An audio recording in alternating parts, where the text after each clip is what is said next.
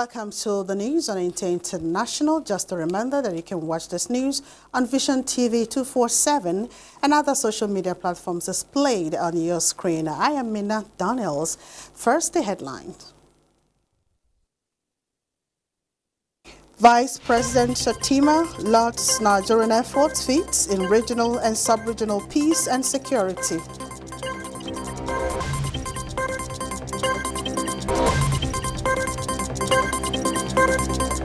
Nigeria's First Lady Oluremi Tinubu celebrates mothers as part of activities marking first year of President Bola Tinubu in office. G7 finance ministers and central bank governors meet in Stresa, Italy.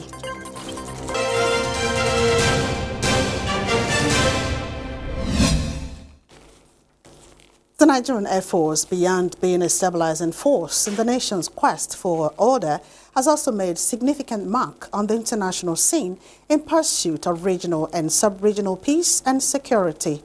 Vice President Kashim Shettima stated this at the 60th anniversary ceremonial parade and aerial display held at the Nigerian Air Force Base, Kaduna. State House correspondent Abdurrahman Jibrila reports. Right now, Scotland is conducting a 70-degree nosedive. A round of applause to develop and demonstrate the pilot's mastery of the airplane. It was an atmosphere filled with the aerial displays to demonstrate the ability of transforming the Nigerian Air Force into an agile and resilient force that effectively meets the air power demands of national security in all operational environments. This achievement fills us with a sense of pride and optimism in our projections of our capabilities and belief in our contribution to protecting lives and property through the employment of air power.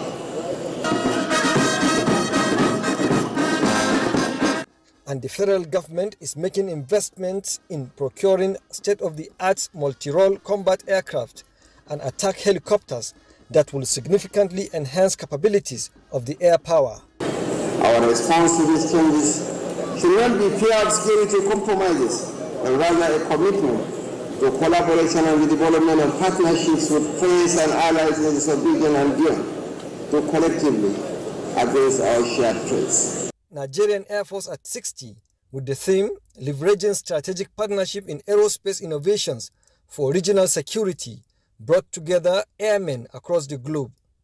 From the NAF base in Kaduna, Abraham Jibrila, NTA News. President Bola Tinubu has approved the appointments of 3 Directors General for the Federal Ministry of Innovation, Science and Technology. A statement from the ministry signed by the Deputy Director, Press and Public Relations, Atuara Obed, shows that the approvals are as follows. Professor Nnanyelugo Ike Mwanso as Director General of Raw Minerals Research and Development Council, Dr. Adepoju Olumide as Director General of National Space Research and Development Agency, NASDA, and Dr. Obi Amadiobi as Director General of National Office for Technology Acquisition and Promotion, NOTAB. And moving on, after showing themselves as a strong force for development, it is now time for women to take their stake in the emergence of a new Nigeria further by properly training the future generations. Nigeria's First Lady Oluremi Tinubu stated this at a ceremony organized to celebrate mothers in the country as part of activities marking the first year of President Bola Tinubu in office. State House correspondent Adeni Taiwo reports.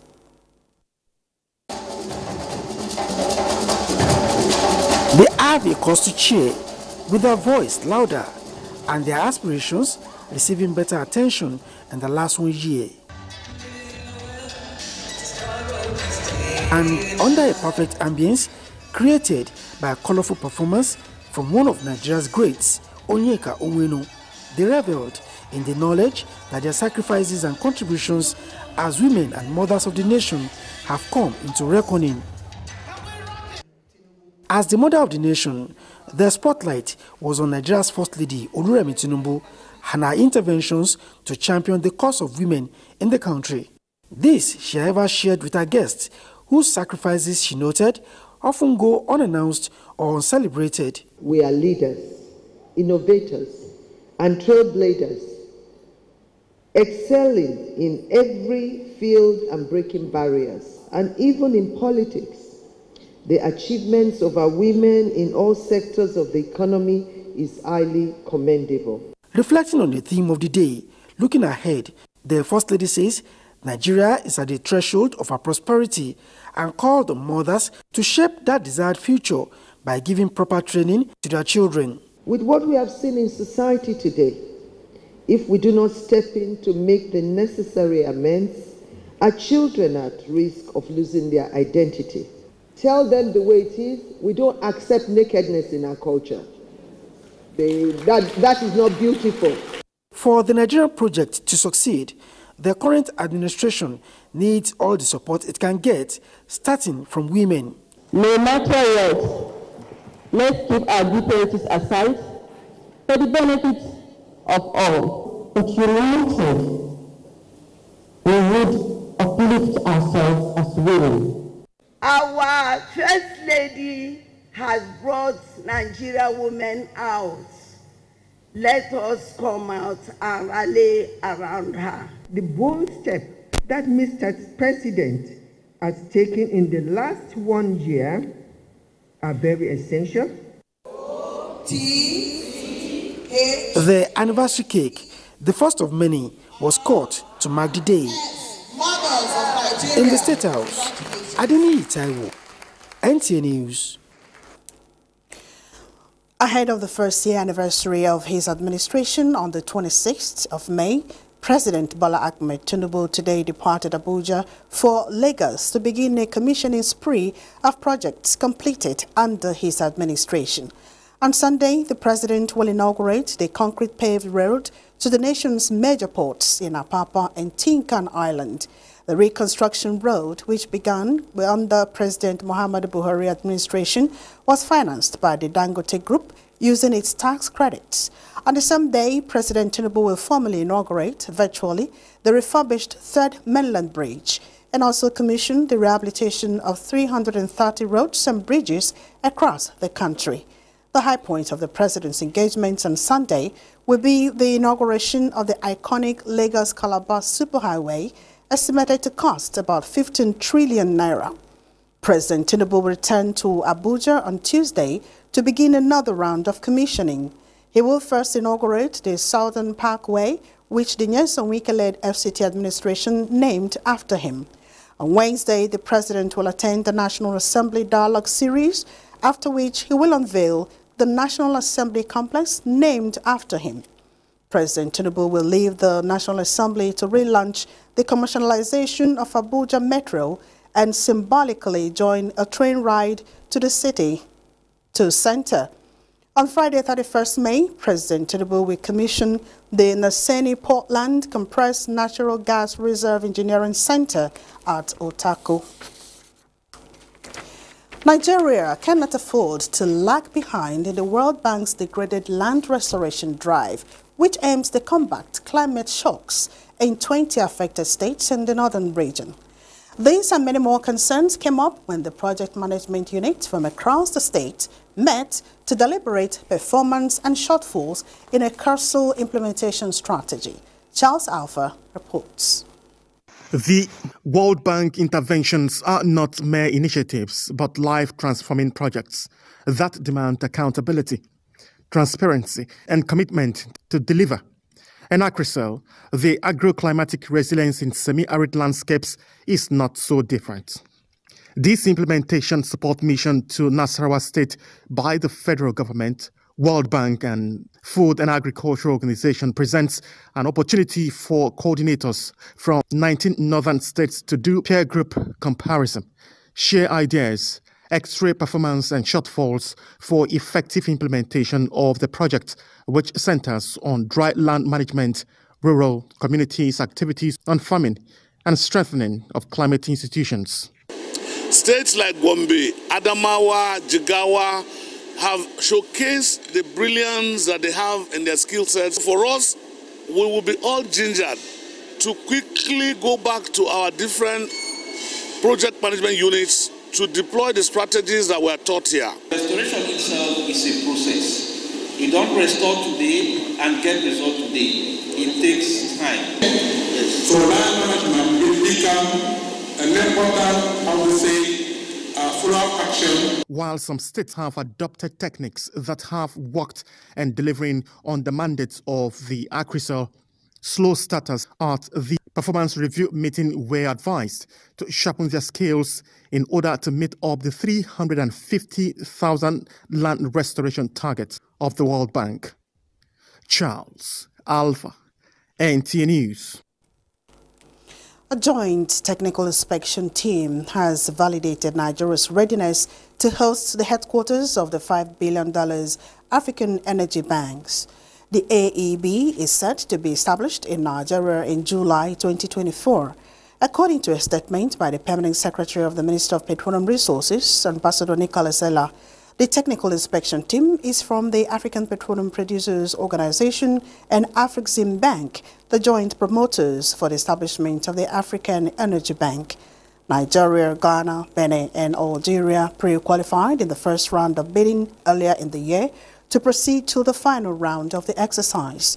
These countries are to compete for the right to host a supranational multilateral $5 billion bank to stimulate financing of the Africa's hydrocarbon deposits of oil, gas, and condensates, support energy transition, and net zero 2060 commitments. And moving on, Ghana has signed a memorandum of understanding with its bilateral creditors, including China and France, to restructure $5.4 billion of debt. This agreement is a crucial step towards securing $360 million from the International Monetary Fund, IMF, under Ghana's $3 billion bailout program expected next month. The MOU provides a framework for the restructuring loans from official creditors following an agreement by the Paris Club in January. Ghana defaulted on most of its $30 billion external debt during the pandemic, and since then, inflation has dropped from 54.1% in December 2022 to 25% in April 2024, with GDP growth reaching 2.9% in 2023. The IMF has declared Ghana's debt unsustainable, aiming to reduce the public debt to GDP ratio from 88.1% in 2022 to 55% by 2028. Terms with official creditors are crucial for bondholders who seek equitable treatment under the G20 Common Framework for Debt Restructuring. Ghana completed a domestic debt restructuring in October, serving 61 billion Ghanaian cedis. The government continues to work towards meeting IMF requirements for its debt restructuring program. A roundtable of the G7 finance ministers and central bank governors meeting has commenced in Stresa, Italy. Francis Udojo reports that the ministers and central bankers from the group of 7 world powers are meeting to prepare for a summit of G7 heads of state next month in Pagla. Top on the agenda of the G7 finance ministers and the central bankers is a plan to finance crucial aid to war-torn Ukraine using the interest generated by the 300 billion euros of Russian central bank assets frozen by the G7 and Europe. The European Union earlier this month approved using the profits from the assets it froze to arm Ukraine, hoping to raise up to 3 billion euros a year. The meeting comes as Kyiv said it has stopped the Russian advance in the Kharkiv region, but Ukraine's general staff admitted Saturday the enemy has partial success and said the situation is tense as fighting continued. President Volodymyr Zelensky has increased appeals for help as his army has struggled. Washington on Friday announced a fresh $275 million package of military aid for Kyiv. Any detailed agreement will require the approval of G7 leaders who meet next month in Puglia, but observers have suggested that a deal in principle could be agreed on Saturday. Francis Udojo, NTA News. This is the news on NTA International. We have more reports after the break. It's been an uncommon year of public policy and governance to renew hope in Africa's largest democracy. Beginning May 27, join us on TV, online and on mobile for a series of documentaries and live shows as we detail the hope, resilience and progress of Nigeria in the last 1 year. Tune in as we make sense of Nigeria's paradigm shift in monetary and fiscal policies, death of the parasitic monster called subsidy, and boost in agriculture and food security. NTA.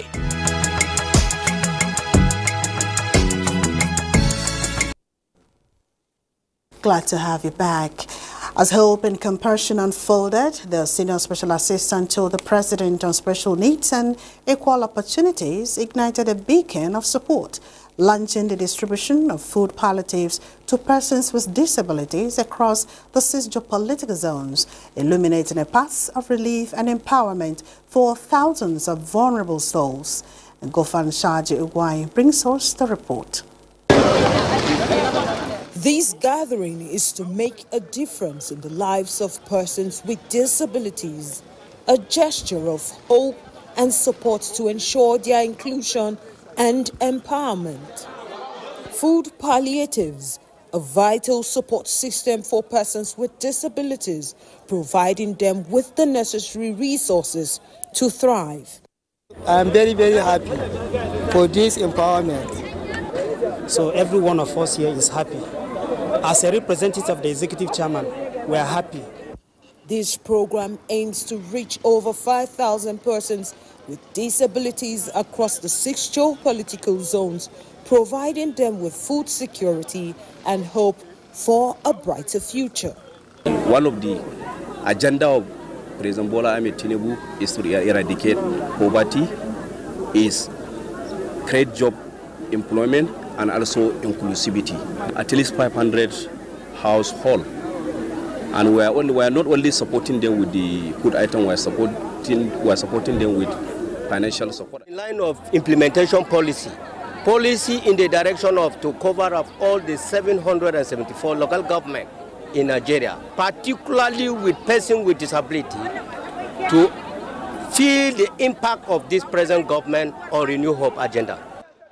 Hope renewed, food palliatives for persons with disabilities, a step towards a more inclusive society where everyone has a chance to thrive with hope and dignity.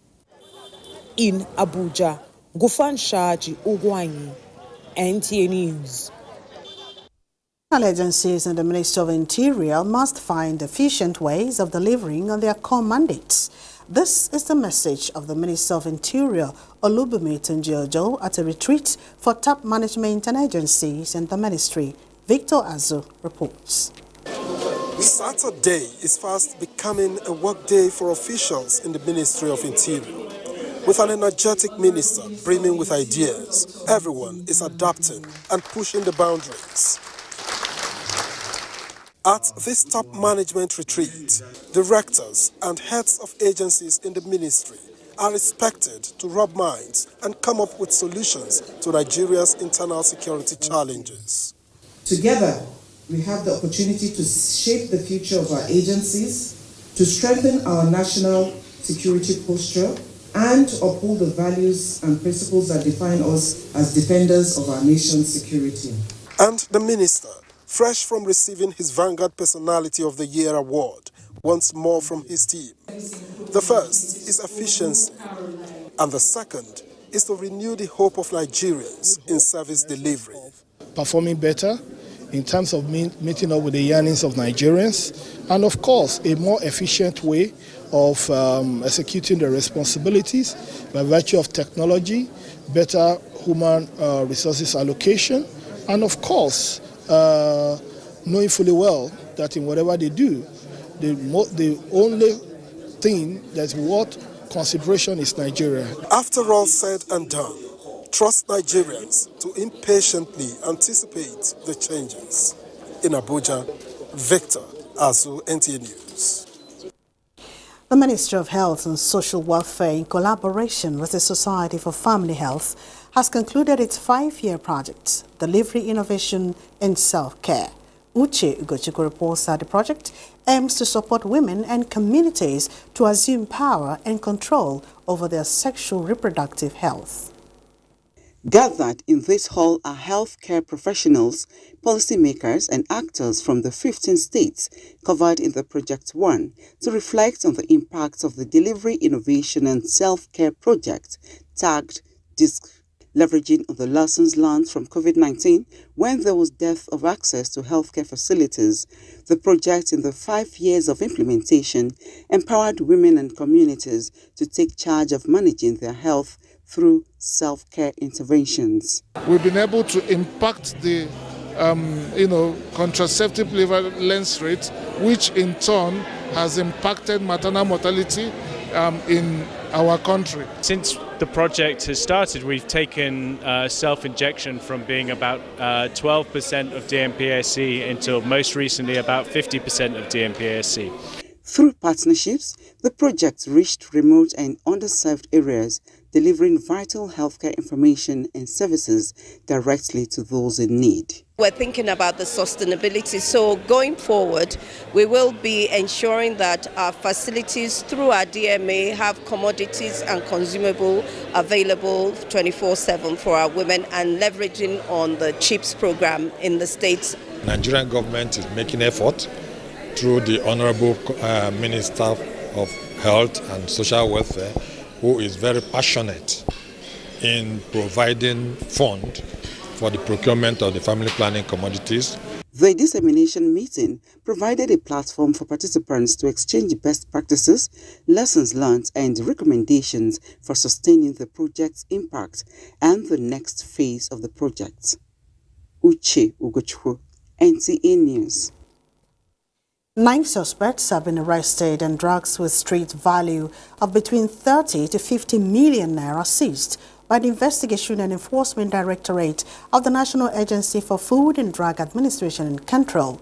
Haman Jabani reports that this was during an enforcement exercise at the Asokoro village and Nyanya area of the FCT. It is believed that most people buy drugs on the street without knowing much about them, thereby exposing themselves to consuming drugs not properly stored. Drugs requires varying storage temperatures, which the street drug hawkers have little or no knowledge about. National Agency for Food and Drug Administration and Control (NAFDAC) believes that most drugs being hawked are not regulated, and this causes a lot of worries. Some of these drugs hawked are fake, others expired but repackaged and sold at ridiculously cheap prices. The enforcement exercise carried out at the Sokoro village and Nyanya resulted in the arrest of 9 suspects, the seizure of drugs with street value of between 30 to 50 million naira, and the seal of 3 stores. This shows the determination of the agency to reduce the rate at which drugs are hawked. NAFDAC is out there to safeguard the health of the public. My family and your family, they are all involved. If these things are taken or consumed by any one of our families, it will be a problem. And we might not see the effect immediately. It can be a lifetime and long-time effect. But then, that will not stop us still from tracing to the root cause. That's the producer. Because probably the person that we apprehended or arrested with the product might not be the producer. The agency says laboratory investigation will be carried out and the drugs destroyed. Hamad Jabani, NTA News. And President Bola Tinubu congratulates elder statesman Edwin Clark on his 97th birthday. President Tinubu, in a statement signed by his special advisor on media and publicity, Ajuri Ngelale, joins family, friends and well-wishers to celebrate an immutable figure in Nigeria's political evolution. The president salutes the celebrant for his contributions to the nation in many capacities, especially as a guide to various administrations and as a catalyst for critical discourses and causes in furtherance of national development. As the elder statesman marks his birthday, the president wishes him many more years in good health. And Vice President Kashim Shettima has condoled the Kaduna State Governor Uba Sani over the loss of his brother who passed away following an accident along Kaduna Zaria Highway. Mohammed Omar Jingi reports that the Vice President, accompanied by the Minister of Defense, Badaru Abubakar, and that of State, Bello Mohammed Matawale, visited the residents of the deceased in Kaduna to offer their condolences to the family. Sympathizers converted the residents of the deceased to express their condolences. Later, the Vice President joined them to extend his sympathies to the Kaduna State Governor, who is the brother of the late Mukhtar Lawal Ismail. May Allah grant the soul of the deceased eternal rest and reward him with his Al-Jannah Firdaus. It's inevitable. The only prayer is for us to pray to the Almighty to grant him Al-Jannah. Late Mukhtar Lawal Ismail was subsequently led to rise at Unguan Sarki Cemetery, with sympathizers offering prayers for Allah's forgiveness and mercy upon him. In Kaduna, I am Muhammad Marajingi, NTA News. That ends the news. Thanks for watching.